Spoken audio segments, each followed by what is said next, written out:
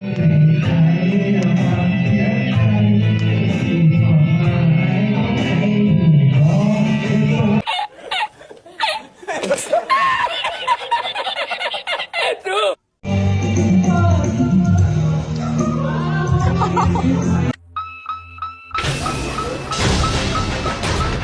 าวชนมีปัญหาครับส่งฮอนฟุตตี้ไป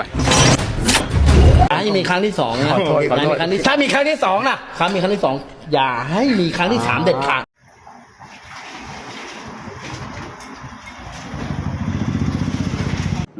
มึงไหวไหมไม่ไหวอ่ะไหวก็ดีแล้วการนอนนี่ก็ถือว่าเป็นชีวิตจิตใจอันหนึ่งเนาะพี่น้องเนาะของคนมักนอนเนาะมื้อนี้ก็ถือว่าตะเวนเพศนะเนาะก็ถือว่าพวกท่านตื่นนะเนาะพี่น้องเนาะถือว่าแบบเฒ่าแก่โบราณเพิ่นได้ว่าเนาะเสือนอนห้ามปลุกเสือลุกห้ามกวนเพิ่นว่า